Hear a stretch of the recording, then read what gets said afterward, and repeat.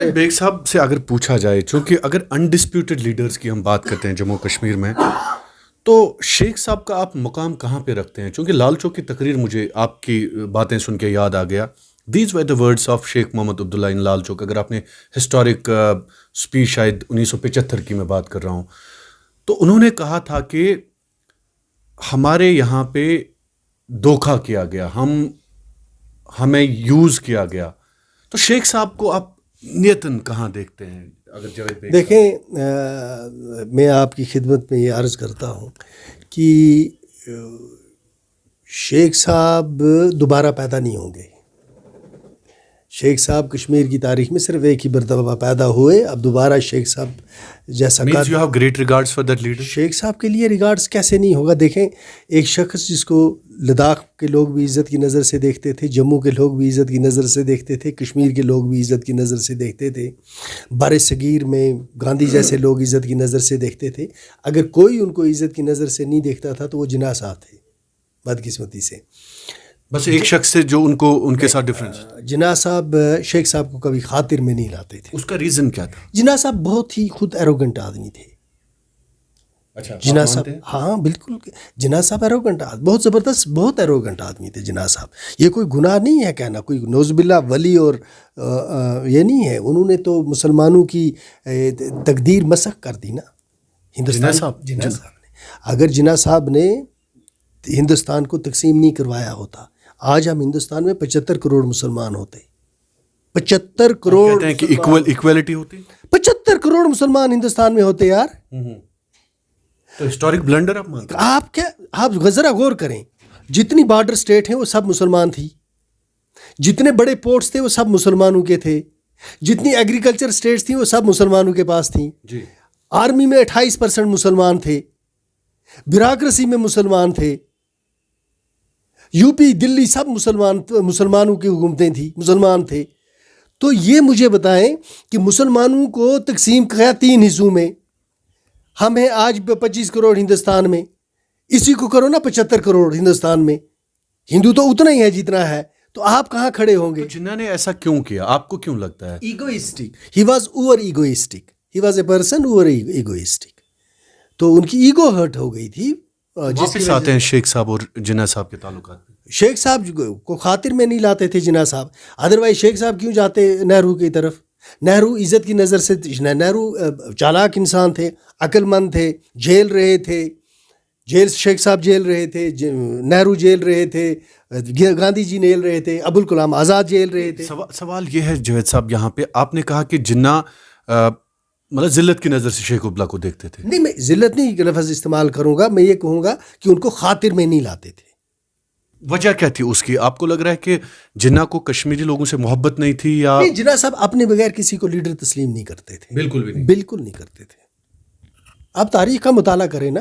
تو شیخ صاحب کا قد ان کے لیے پرابلم تھی. جب خاطر ہی میں نہیں لاتے تھے، وہ سمجھتے تھے میں بر صغیر کا سب سے بڑا لیڈر میں ہی ہوں. جی. تو شیخ صاحب کو وہ کسی خاطر ہی میں نہیں لاتے تھے. حالانکہ شیخ صاحب جو تھے وہ بذات خود بہت بڑے لیڈر تھے. البتہ کوئی یہ کہے کہ شیخ صاحب سے کوئی غلطی ہی نہیں ہوئی، یہ بات نہیں ہے. شیخ صاحب سے بہت غلطیاں ہوئی ہیں.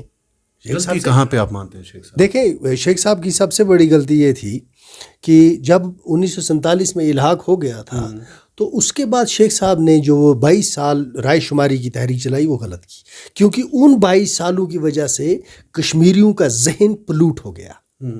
کشمیری کنفیوژن کا شکار ہو گیا. کشمیری اس کنفیوژن میں رہا کہ ہم ہندوستان کا حصہ رہیں گے یا پاکستان کا حصہ رہیں گے، کیونکہ رائے شماری کی تحریک جو تھی پلیبسٹ فرنٹ شیخ صاحب نے بنایا، اور شیخ صاحب کہتے تھے کہ رائے شماری ہوگی تو ہم فیصلہ کریں گے کہ ہم پاکستان کا حصہ رہیں گے یا ہندوستان کا حصہ رہیں گے. تو شیخ صاحب کو کیا کرنا چاہیے تھا؟ ان کو ضرورت ہی نہیں تھی. ایک بار آپ نے ہندوستان کے ساتھ الحاق کر لیا تھا، ہندوستان کی آئین کے اندر اپنے لیے سیف گارڈز رکھ کے پروٹیکشن دے کر، پرماننٹ پروٹیکشن دے کر ہندوستان کے ساتھ، جو بعد میں نہیں ہوا. نہیں، 370 کی میں بات کروں. ٹیمپریری پروویژن رہا نا. اچھا. چونکہ شیخ صاحب 53 میں گرفتار ہو گئے اور 56 میں کانسٹیٹیوئنٹ اسمبلی نے اس کو پرماننٹ کرنے کو ریکمینڈ ہی نہیں کیا. نتیجہ یہ نکلا، انٹیگرل پارٹ تو کہا لیکن 370 کے بارے میں سائلنٹ رہی، جس کی وجہ سے یہ ٹیمپریری پروویژن رہ گیا. پھر 1975 میں جب شیخ صاحب نے اندرا گاندھی کے ساتھ ایکارڈ کیا، شیخ اندرا گاندھی یا بیگ پارتھا سارتھی ایکارڈ اس کو کہتے ہیں، اس وقت شیخ صاحب چاہتے تو کشمیریوں کو ایک ایسی سیاسی راحت ملتی جو پرمنٹ ہوتی، اس ملک کے آئین کے اندر عزت اور وقار کے ساتھ ہمارے جو حقوق تھے ان کو جو سیاسی تحفظ حاصل ہوتا، اس میں کسی قسم کی چھیڑ خانی ممکن نہیں ہوتی. لیکن بدقسمتی سے اس وقت جو کمپرومائز شیخ صاحب نے کیا اقتدار کے لیے وہ ون سائیڈڈ رہا، وہ لوڈڈ تھا گورنمنٹ آف انڈیا کے حق میں، فیور میں. شیخ صاحب اس میں لوزر تھے. تو وجہ کیا ہے شیخ صاحب نے اگر اتنی دیر تک جیل میں رہے؟ کہتے ہیں کہ 11 سال شیخ صاحب نے جیل میں گزارے. اس کے بعد شیخ صاحب نے پورا اپنا 22 سال معاف کیجیے، مختلف اسٹیٹمنٹ سے حوالے سے آتے ہیں، لیکن اتنی دیر تک جیل میں رہنا جاوید صاحب، 22 سال تک شیخ صاحب جیل میں رہے. اس کے بعد بھی آپ کہتے ہیں کہ شیخ عبداللہ پھر بھی اقتدار کے لیے آپ کے مطابق انہوں نے کمپرومائز کیا. ایم آئی رائٹ؟ بالکل. کیا کیا اس کی وجوہات ہیں. 1971 میں جب پاکستان ٹوٹ گیا، پاکستان ٹوٹنے کے ساتھ ہی شیخ صاحب کی سکوت ڈھاکہ. شیخ صاحب ان پڑھ آدمی نہیں تھے، بہت بڑے پولیٹیشین تھے، اسٹیٹس مین تھے، ایجوکیٹڈ تھے، کوئی مذاق تو نہیں تھے. شیخ صاحب کہنا آسان ہے.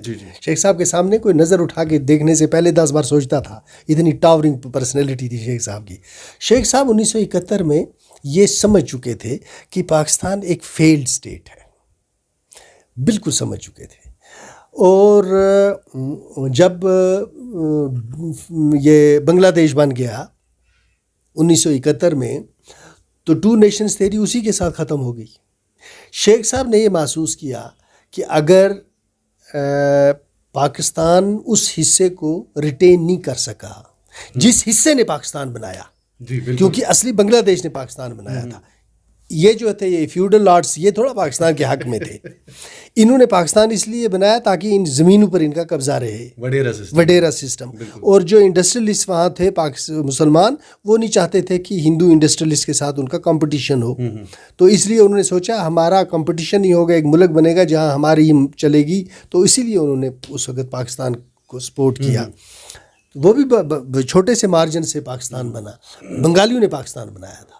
تو شیخ صاحب کو ایک ریئلائزیشن یہ ہوئی کہ پاکستان کو بھی ریٹین نہیں کر سکا، 2 حصوں میں تقسیم ہو گیا پاکستان. یہ تو بڑا پوائنٹ ہے، جس میں مطلب ہے شیخ صاحب نے آج سے پہلے کئی سال یہ سوچا تھا کہ ایسا مسئلہ ہو سکتا ہے. نہیں 1971 میں جب ٹوٹا نا، میں وہی بول رہا ہوں، تو اس وقت شیخ صاحب جو تھے وہ بھی ٹوٹ گئے اندر سے. مطلب انسیکیورٹی میں انہوں نے کہا کہ اب پاکستان کا کوئی مستقبل ہی نہیں ہے، Pakistan has no future. Hindustan کے سامنے ٹکے گا کیا؟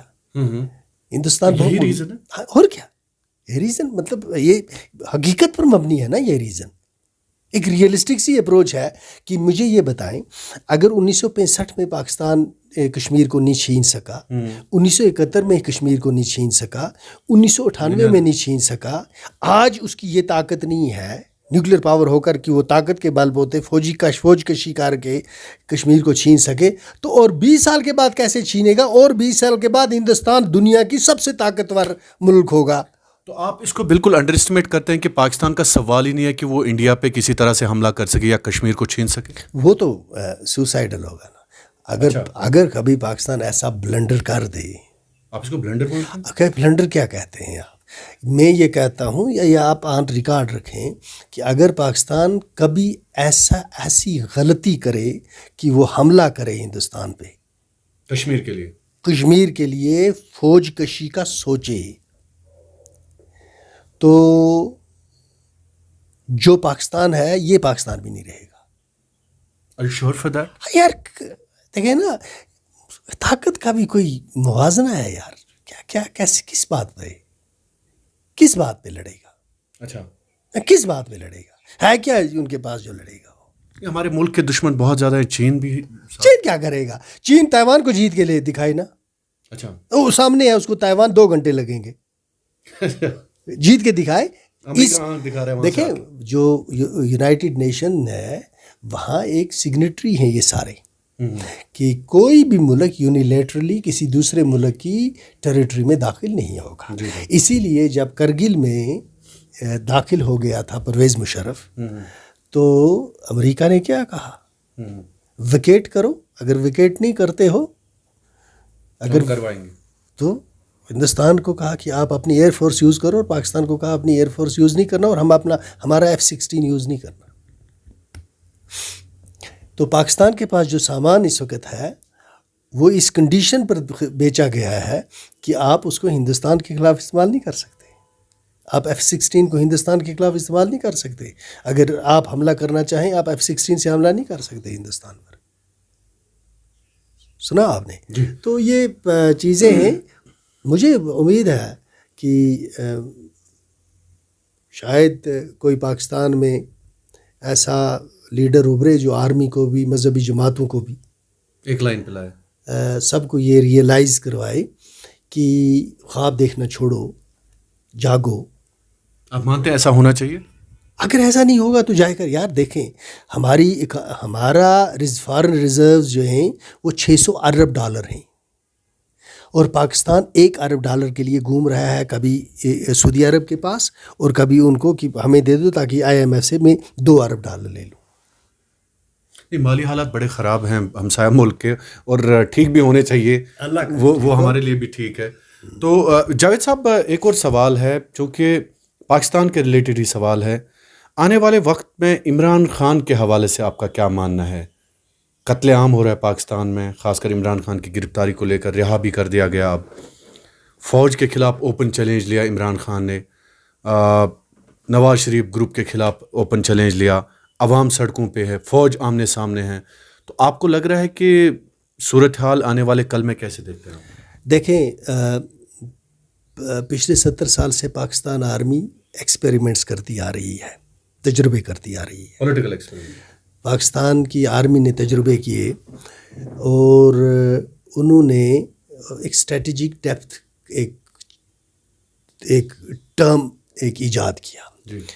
افغانستان میں اسی کی وجہ سے وہ مداخلت کرتے رہے. وہ افغانستان کو اپنے لیے اسٹریٹجک ڈیپتھ سمجھتے تھے کہ اگر ہمارے کبھی دشمنداری ہو جاتی ہے تو یہ ہمارا بارڈر جو ہے یہ بڑا سیف رہے گا اور یہاں سے ہمیں مدد ملے گی. اسی طرح پاکستان نے بہت ساری مذہبی جماعتیں ہیں، ان کو مدرسوں میں ٹریننگ دے دی، ان کو ویپن دیے کہ یہ ہمارے کام آئیں گے، کشمیر میں کام آئیں گے اور جہاں ضرورت پڑے گی یہ کام آئیں گے. آپ جب کوئی نریٹیو بناتے ہیں، دیکھیں مجھے نہیں معلوم جو لوگ سنیں گے میرا یہ انٹرویو گالیاں کتنی دیں گے، لیکن میں آپ کو بتاتا ہوں یہ ریکارڈ رہ جاتا ہے. آپ کو لگ رہا ہے گالیاں دیں گے لوگ؟ ہاں. جب آپ کوئی نریٹیو بناتے ہیں، نریٹیو بنانے سے پہلے آپ کو ایک چیز سوچنا چاہیے کہ یہ نریٹیو اگر ناکام ہوا تو اس کا فال بیک کیا ہوگا. تو پاکستان نے ایک نریٹیو بنایا کہ سیاست، میری بات آپ غور سے سنیں، نریٹیو بنایا کہ سیاست، بندوق اور مذہب یہ ہینڈ ان ہینڈ اکٹھے چلتے ہیں. یہ 3 چیزیں اکٹھے چلتی ہیں، مذہب، سیاست اور بندوق. اور اس کو انہوں نے پروپیگیٹ کروایا مسجدوں میں، ہر اسکول میں، ہر ایک انسٹیٹیوشن میں. تو جو ہی آپ نے ویپن کو، مذہب کو اور سیاست کو اکٹھا کیا، اب پاکستان میں جتنی سیاسی جماعتیں ہیں ان کی سب کی اسکریننگیں ہیں، ہر ایک کی اسکریننگ ہے. اچھا. ہاں، MQM کی اسکریننگ، پیپلز پارٹی کی اسکریننگ، نواز شریف کی پارٹی کی اسکریننگ، عمران خان صاحب کی پارٹی کی اسکریننگ. سب پارٹیوں کے اپنے ٹرین لوگ ہیں، عسکری لوگ ہیں جن کے پاس ویپن ہیں، مطلب اسٹیٹ کے علاوہ ویپن. اور اسٹیٹ کے علاوہ ویپن ہیں. جی وہ خود ویپن لے کے سڑک پہ آتے ہیں. اچھا. ہاں. تو یہ جو انہوں نے شیئر کر دیا، جو ریاست ہوتی ہے اسٹیٹ، آپ ہی نے خود کہا تھا اسٹیٹ اپنی مونوپلی کبھی کمپرومائز نہیں کرتی وائلنس پہ. بالکل. جب آپ یہ شیئر کر دیں کہ انڈیویجول لیول پر کوئی مدرسہ ہے وہ بھی 50 بندوق بردار رکھ سکتا ہے. ذرا لال مسجد میں تھے تو وہ نکلتے تھے، عورتیں نکلتی تھی تو اغوا کر کے لے جاتے تھے، لوگوں کو اندر بند کر دیتے تھے. چینیوں کو آئے لال مسجد والے اندر جب پرویز مشرف نے بعد میں آپریشن کیا اور فتویٰ دے دیا لال مسجد والے نے کہ پاکستان کے آرمی جو مریں گے، جو پاکستان کے آرمی لڑتے لڑتے مریں گے مجاہدوں کے خلاف، نہ ان کا نماز جنازہ آئے گا، نہ ان کو دفنانا جائز ہے. بالکل. تو جب اس طرح کے آپ نے مانسٹر کریٹ کیے، یہ ایک نیریٹو پر کریٹ ہوئے نا، یہ خود بخود نہیں بنے، یہ بیج آپ نے بویا، اس بیج کو آپ نے آبیاری کی، یہ ایک درخت بنا، اب یہ درخت پھل دے رہا ہے. اب اس نیریٹو کو آپ انڈو کیسے کریں گے؟ مجھے بتائیں. آپ پاکستان کی فوج نے اتنے مانسٹرز کریٹ کر دیے ہیں، فوج کے اندر بھی، فوج کے باہر بھی، سیاسی جماعتوں کے اندر بھی. اب وہ کنفیوزڈ ہیں اس وقت. پاکستان فوج اس وقت کنفیوزڈ ہے. وہ کیوں اس وقت سیاست، وہ اس وقت سیاست سے دور کیوں بھاگ رہی ہے؟ بالکل، وہ سیاست سے دور اس لیے بھاگ رہی ہے کہ وہ یہ کہتی ہے کہ اب جو یہ کولیپس ہوگا یہ ہمارے ساتھ نہ چڑھ جائے. یہ ڈاکٹر نے ایک مریض کا علاج کیا، جب اس نے اس مریض پہ سارے تجربے کیے اور اس کو پتہ چلا کہ اب میں نے پہنچایا کس سٹیج پر جہاں اب اس کو کیڑے پاڑ کے یہ ختم ہونے والا ہے، تو یہ ڈاکٹر بھاگ گیا وہاں، دوسروں کو رکھ دیا، کہتا ہے میں نے اس کو کچھ نہیں کرنا، یہ آپ جانو تو آپ کا مریض جانے. تو یہ ایسی سچویشن ہے پاکستان کو کہ مذاق تو نہیں ہے یار. نا تو یہ تو سیریس سچویشن ہے. پھر اگر یہ سیریس نہیں ہے تو پھر کیا سیریس ہے؟ ایک ملک جو ہے وہ انارکی کی طرف جا رہا ہے، ایک نیوکلیئر اسٹیٹ سول وار کی طرف جا رہا ہے. سول وار کی طرف جا رہا ہے. آپ کی قانونی مطلب آپ کی لا قانونیت کی حد یہ ہے کہ آپ نے ایک ایکس پرائم منسٹر پہ 1 مہینے میں 200 کیس دائر کر دیے ہیں. آپ کہتے ہیں ہم اسلامک ریپبلک ہیں، 200 FIR ہے نا. آپ کہتے ہیں اسلامک ریپبلک آف پاکستان، اور ایک prime minister, ex prime minister پر 200 کیس ہیں، اور جس میں 40 کیس شاید دہشت گردی کے، ٹیررزم کے. تو اگر آپ عمران خان کو کہیں گے کہ یہ ٹیررسٹ ہے، اگر کل وہ پرائم منسٹر بن جاتا ہے پھر آپ کا ٹیررسٹ پرائم منسٹر بن جاتا ہے، تو آپ کا ٹیررسٹ پرائم منسٹر بن گیا. اگر اس وقت کوئی اس کو ٹیررسٹ کہے تو آپ کو دکھ کیوں لگے گا؟ سیدھی سی بات ہے. تو لہٰذا آپ نے نیریٹو کریٹ کیا. اور FIR تو یہ جو میری اور آپ کی یہ پارٹی کی کنورسیشن نہیں ہے، یہ جنرل کنورسیشن ہے. بالکل آئی انڈرسٹینڈ جاوید صاحب. چونکہ میں نے اس لیے یہ سوال آپ سے پوچھا، جموں کشمیر کے حالات کے حوالے سے میں نے آغاز کیا تھا. جاوید صاحب اب اس سے باہر آتے ہیں، چونکہ پاکستان کی سلامتی، جیسے واجپئی صاحب نے بھی کہا تھا کہ شاید ملک ہندوستان کے لیے بھی ٹھیک ہی ہے، تو آپ بھی سمجھتے ہیں کہ ہمسایہ اگر ٹھیک ہو تو یقینی طور پر ہمارا ملک بھی اسی میں میرے خیال میں خوش ہے؟ نہیں، ہندوستان میں یہ سوچ اب بدل چکی ہے. ہاں، ہندوستان میں یہ سوچ بدل چکی ہے. ہندوستان یہ سمجھتا ہے، یہاں کی جو اسٹیبلشمنٹ ہے یا جو ہمارے عقل مطلب جو یہ وائز پیپل یہاں کے جو ہیں، وہ یہ سمجھتے ہیں کہ پاکستان جتنا مضبوط ہوگا وہ اتنی زیادہ سازشیں کرے گا. اچھا. اور پاکستان جتنا آپس میں لڑتا رہے گا اتنا ہندوستان کو سیوٹ کرتا ہے.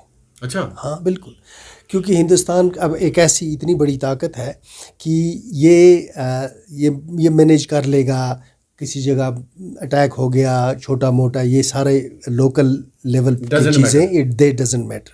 لیکن یہ دیکھنا چاہتا ہے پاکستان کا آخری انجام. اچھا. ہندوستان پاکستان کا آخری انجام دیکھنا چاہتا ہے یہ کہ اس کا آخری انجام کیا ہوتا ہے. تو آپ لگ رہے ہیں سچویشن اس سے بھی بری ہو سکتی ہے پاکستان میں جو آج ہوئی؟ یہ تو دیکھیں میری بات آپ سنیں. ابھی اکنامک میلٹ ڈاؤن ہو رہا ہے پاکستان میں، جو اس وقت ہو رہا ہے یہ $300 پہنچ گیا. جو اس وقت ہو رہا ہے یہ کاٹنا نہیں آپ. جی. اس وقت جو پاکستان میں ہو رہا ہے اس کو اکنامک میلٹ ڈاؤن کہتے ہیں. اکنامک میلٹ ڈاؤن جب ہو جاتا ہے اس کے بعد سیکیورٹی میلٹ ڈاؤن ہوتا ہے. ہاں، اس وقت جو تحریک طالبان پاکستان خاموش بیٹھے ہیں اور بلوچ انسرجنٹ خاموش بیٹھے ہیں، وہ کیوں خاموش بیٹھے ہیں؟ وہ اس لیے خاموش بیٹھے ہیں کہ پاکستان میں جو ہی اکنامک میلٹ ڈاؤن ہو جائے گا اس کے بعد ان کا کام ہے اور لوگ سڑکوں پر آ جائیں گے تو پھر وہ اپنا کام سٹارٹ کریں گے. اچھا. تو ہاں، this is a very serious challenge that Pakistan has to face in the coming years or in the coming months. تو آپ اپنی باتوں سے ایون پاکستان کے اسٹیبلشمنٹ کو بھی جگا رہے ہیں. نہیں، میں کون ہوتا ہوں ان کو جگانے والا، لیکن میں ایک پولیٹیکل اینالسٹ ہوں. میں بھی غور کرتا ہوں، میں بھی مطالعہ کرتا ہوں، میرے اپنے آئیڈیاز ہیں. اور پاکستان کے بارے میں کافی مطالعہ کرتا ہوں. جیسا اب آگے بڑھتے ہیں، چونکہ اب بات کرتے ہیں آپ کی پارٹی کے حوالے سے. چونکہ آپ کی پارٹی کے جو سربراہ ہیں الطاف بخاری صاحب، حال ہی میں ایک بیان آیا، متنازع طور پر اس کو لوگوں نے لیا، کہا کہ انہوں نے ایک کمیونٹی، ایک طبقے کو ناراض کر دیا، خاص کر میں شیعہ کمیونٹی کی بات کر رہا ہوں. تو آپ کو لگ رہا ہے کہ الطاف صاحب کا بیان جو ہے مس کوٹ کیا گیا، مس انڈرسٹینڈ کیا گیا؟ ایز ترجمان اعلیٰ آپ کیا سمجھتے ہیں؟ دیکھیں، جو مسلمان ہیں ہم ساری دنیا کے اندر، جی ہم سب کا، مسلمان جو ہیں، میں مسلمانوں کی بات، منافقوں کی بات نہیں کرتا، مسلمانوں کے اندر بھی منافق ہیں. جی بالکل. جو مسلمان ہیں 3 چیزوں پر وہ کبھی کمپرومائز نہیں کرتے: قرآن، سنت اور اہل بیت. اہل بیت جو ہے یہ ہمارے ایمان کا لازمی جز ہے. حضرت بی بی فاطمہ ہو گئی، حضرت علی ہو گئے، حضرت امام حسین ہو گئے، حضرت حسن ہو گئے علیہ السلام. تو یہ یعنی ان سے جو بغض رکھے گا وہ منافق بھی نہیں. میرے لیے میں ڈیفائن نہیں کر سکوں گا کہ اس کو میں کس ٹرم میں پکاروں. تو جہاں تک الطاف صاحب کا تعلق ہے، میں الطاف صاحب کو پچھلے 10 سال سے جانتا ہوں. میں آپ کو واقعہ سناتا ہوں. میری بچی کی شادی تھی تو میں الطاف صاحب کے پاس گیا. میں نے الطاف صاحب کو کہا کہ میں ڈیٹ مقرر کرنے والا ہوں، تو بچی کی شادی ہے، آپ کو آنا پڑے گا، تو اب ڈیٹ مقرر کرنی ہے، آپ ذرا ڈیٹس دیکھ لیں. انہوں نے کہا کہ محرم کے بغیر، محرم کے بغیر جو ڈیٹ کرو گے میں آؤں گا. میں محرم میں کسی شادی میں نہیں جاتا. یہ الطاف صاحب نے کہا. اب مجھے یہ بتاؤ، جو شخص محرم کے مہینے کا اتنا احترام کرتا ہو، اس کے دل میں اہل بیت کا کتنا احترام ہوگا، اور جب وہ خود سادات ہو. ایک بات. دوسری بات جو ہے وہ سب سے بڑی بات یہ ہے کہ اہل تشیع برادری کا جو اہل بیت کے حوالے سے عقیدہ ہے، اہل تشیع ہماری برادری اپنے ماں باپ بہن بھائی بچے سب قربان کر سکتے ہیں، لیکن کربلا کے شہداؤں کیا سوال پیدا نہیں ہوتا کہ اس طرف وہ ہوا کو بھی جانے دیں. اگر ان کو الطاف صاحب کی کسی وجہ سے غلط فہمی پیدا ہوئی ہے، دکھ پہنچا ہے، اس کے لیے انہوں نے، الطاف صاحب نے خود معذرت کی ہے. اور جب ایک بار معذرت کر لی جائے، اگر معافی مانگ لی جائے تو انہی اہل بیت کا صدقہ معاف کر دینا چاہیے نا. انہی اہل بیت کا صدقہ معاف کر دینا چاہیے کہ ایک بات ایک ہو گئی، نکل گئی. البتہ اس بات کی ایک ہسٹری بھی ہے. اس جو یہ بات ہے، جو محاورہ ہے، ہاں، اس کی ایک ہسٹری ہے. اس کی ہسٹری یہ ہے کہ مسلمانوں میں اس وقت کئی منافق بھی تھے جنہوں نے سازش کی حضرت علی کے خلاف. لیکن حضور صلی اللہ علیہ وسلم نے کہا تھا کہ منافق کو میجرمنٹ کرنے کا ایک پیمانہ ہے، کہ آپ منافق کے سامنے جب علی کی بات کریں گے تو اس کے چہرے کے ایکسپریشن سے پتہ چل جائے گا کہ یہ مومن ہے کہ منافق ہے. مومن کے چہرے پہ مسکراہٹ آئے گی، اور جو منافق ہوگا اس کا چہرہ رنجش، اس سے رنجش آ جائے. ہاں، کیونکہ حضرت علی نے اس حضرت علی کی قربانیاں جو ہیں وہ تو مطلب میں کون سی زبان لاؤں کہ میں تعریف کروں. حضرت علی کی تعریف خود اللہ نے کی ہے، تو جاوید میں کیا تعریف کر سکتا ہے. تو کئی ایسے منافق تھے کہ جب حضرت علی کو شہید کیا گیا تو وہ رو رہے تھے مگر اندر سے خوش تھے. اندر سے منافقت تھی نا، کیونکہ ان کو اسلام پر لانے کا کام حضرت علی نے کیا تھا اپنے جوتوں سے. سمجھے؟ اسی طرح جب شب خون مارا گیا، حضرت امام حسن حسین، ان کی پورا نسل ختم کر دی گئی، تو اس وقت بھی رونے والوں میں کئی ایسے لوگ تھے جو قاتل تھے. ہاں، لیکن ہاں منافق تھے. وہ اہل تشیع نہیں تھے، نہ اہل سنی تھے، وہ منافق تھے، اور وہ یہ پیٹ رہے تھے، اور پھر جب مختار سقفی رحمۃ اللہ علیہ رضی اللہ تعالیٰ عنہ نے وار ڈکلیئر کی کہ ان سب کو میں ختم کروں گا، تو وہ ان کے ڈر سے چھپتے تھے اور روتے تھے اور ہاتھ جوڑتے تھے ایسے کہ ہم حسینی ہیں، حالانکہ وہ منافق تھے۔ تو یہ اہل تشیع کے بارے میں سوچ بھی نہیں کوئی سکتا کہ اہل تشیع ہو اور نوز باللہ نوز باللہ نوز باللہ وہ ان کو جوڑے کوئی اس کے ساتھ، یہ اہل تشیع برادری کو سوچنا بھی نہیں چاہیے۔ بالکل، وہ تو حضرت امام حسن حسین، حضرت علی، حضرت بی فاطمہ کے لیے اپنے بچے قربان کر سکتے ہیں، تو ان کے بارے میں نوز باللہ ایسا کوئی سوچ بھی سکتا ہے؟ تو یہ منافقوں کے حوالے سے ایک محاورہ بہت پہلے سے بنا ہوا ہے، جی جی جی جی، یہ منافقوں کے حوالے سے ہے، اور منافق شیعہ میں نہیں تھے، یہ میں کہتا ہوں، شیعہ میں منافق نہیں تھے۔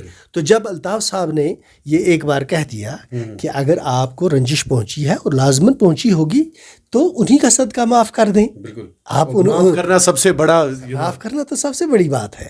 تو ہم یہ کہتے ہیں کہ اہل بیت اور قرآن، یہی تو ہے ہمارے پاس ہمارا سارا اثاثہ۔ جج صاحب، آج کے پروگرام میں آج آپ نے ہمارے ساتھ بات کی، اہم گفتگو خاص کر ہمسایہ ملک کے حوالے سے بھی ہوئی، جموں کشمیر کی سیاست، شیخ صاحب پہ آپ نے بات کی، تو آخر پہ آپ سے یہ جاننا چاہوں گا کہ آپ کی پارٹی بھی کیا الیکشنز چاہتی ہے؟ کیا آپ مانتے ہیں کہ الیکشنز ہونے چاہیے، جمہوری عمل کا ایک بار پھر آغاز ہونا چاہیے؟ گورنمنٹ آف انڈیا، میں نے وہ جو بات کہی تھی آپ سے کہ گورنمنٹ آف انڈیا نے جو کچھ اچیو کیا ہے، گورنمنٹ آف انڈیا کو ایک ڈر ہے اپنی جگہ۔ وہ ڈر یہ ہے کہ اگر ہم الیکشن کر کے ایک گورنمنٹ یہاں اسٹیبلش کرتے ہیں، ایک گورنمنٹ بنتی ہے، کہیں پانی نہ پھیر دیا جائے، کہیں اس ساری اچیومنٹ پر پانی نہ پھیر دیں۔ Is it like that? Yes, لیکن ہم گورنمنٹ آف انڈیا کو یقین دلاتے ہیں کہ جموں اور کشمیر کے لوگ جو ہیں ان پہ بھروسہ کرنا سیکھیں، فری اور فیئر الیکشن کروائیں، ایک حکومت بنے، اچھی governance who, law and order پہ کمپرومائز نہ ہو، فارن افیئرز دیکھنا آپ کا کام ہے، بارڈر دیکھنا آپ کا کام ہے، ملیٹنسی کو دیکھنا آپ کا کام ہے، لوگوں کی خوشحالی، ان کا روزگار، ان کی تعمیر و ترقی، ہماری جو بھی حکومت بنے گی یہ اس کا کام ہونا چاہیے۔ جی جی جی۔ تو آپ اگر آج بھروسہ نہیں کریں گے، 2 سال کے بعد کیا کریں گے؟ بہرحال آپ کو بھروسہ کرنا ہے، تو جتنا جلدی آپ اپنے لوگوں پہ بھروسہ کریں گے، اور جب کہ آپ نے خود کہا کہ ڈیلیمیٹیشن کے بعد ہم کریں گے، پھر جب ڈیلیمیٹیشن ہو گیا تو ہوم منسٹر صاحب نے کہا کہ اب جب ووٹر لسٹ ہو جائے گی تو کریں گے، ڈیلیمیٹیشن بھی ہو گیا، ووٹر لسٹ بھی ہو گئی، تو آنریبل ہوم منسٹر صاحب، اب آپ نے جو خود کہا ہے، آپ کو ہم ایک کریڈیبل پرسن سمجھتے ہیں، تو جو لوگ آپ کو یہاں سے فیڈ بیک دیتے ہیں کہ یہ ابھی ٹائم سوٹ نہیں کرتا، وہ ہمیں نظر آتا ہے کہ ان کی کوئی ویسٹڈ انٹرسٹ ہو سکتی ہے، ادروائز اس سے بہتر ٹائم الیکشن کے لیے موزون وقت اور مجھے نظر نہیں آتا۔ بیگ صاحب، مختصراً آخری سوال اور مختصراً میں جواب بھی مانگنا چاہوں گا آپ سے۔ مظفر بیگ صاحب کے حوالے سے یہ سوال ہے، اور آپ کا چہرہ بڑا، مجھے اس حوالے سے پتہ نہیں کیا جواب دیں گے آپ۔ ایسا کہا جا رہا ہے کہ ڈفرینسز ہیں آپ کی مظفر بیگ صاحب پولیٹیکلی، آپ ایک پارٹی میں ہیں، بیگ صاحب دوسری پارٹی نہیں بلکہ ایک سوچ رکھتے ہیں بیگ صاحب، تو آنے والا الیکشن اگر ہوا بارہمولہ کے حوالے سے تو لوگ کیا سمجھیں، کیا سوچیں اس حوالے سے؟ دیکھیں، اختلاف وہاں ہوتے ہیں جہاں معاملہ برابری کا ہو، جی، آپ عقل مند آدمی ہیں، جی جی جہاں برابری کا معاملہ ہو اختلاف وہاں ہوتے ہیں۔ جی، ایک طرف مظفر حسین بیگ، اگر ہم جموں کشمیر میں 5 آدمی گنے، 5 ٹاورنگ لیڈرز ڈھونڈے ہم، بالکل، تو ان میں مظفر حسین بیگ ایک آئے گا۔ بالکل، اگر ہم ملکی سطح پر 5 یا 10 ٹاپ کے وکیل چنیں، ان میں ایک مظفر حسین بیگ آئے گا۔ اب اگر میں یہ بیوقوفی کروں کہ میرا اور ان کا کسی بھی معاملے پر مقابلہ یا اختلاف ہے، تو یہ ایک میری ہمگانہ اور بچگانہ سوچ ہوگی، اور لوگ کہیں گے کہ یہ حرام زادہ ہے۔ بات یہ ہے کہ ایک سچویشن بنی جس میں PDP نے ہمیں نکال دیا، اچھا اس کو آپ واقف ہیں. جی میں نے پی ڈی پی چھوڑی نہیں, پی ڈی پی نے ہمیں ایک سچویشن بنی جس میں پی ڈی پی نے ہمیں نکال دیا. بیگ صاحب اس وقت پی ڈی پی میں تھے. پی ڈی پی میں سے جب میں نکلا تو اگر اس وقت مجھے بیگ صاحب نے بلا لیا ہوتا اور سنبھال لیا ہوتا. دیکھیں کئی بار کیا ہوتا ہے کہ یہ ماں کی گود ہی ہوتی ہے جہاں گرتا ہوا بچہ اپنے لیے کوئی سپیس ڈھونڈتا ہے, بھلے ہی غلطی کس کی ہوتی ہے, بچے کی ماں کی. اسی طرح اگر میں سیاست میں کہیں ڈگمگا گیا, کہیں میں ایک بات کہہ رہا ہوں, اگر میرے کسی جگہ میرے حوصلے کم پڑ گئے, اگر کسی, تو وہ مجھے سنبھال سکتے تھے.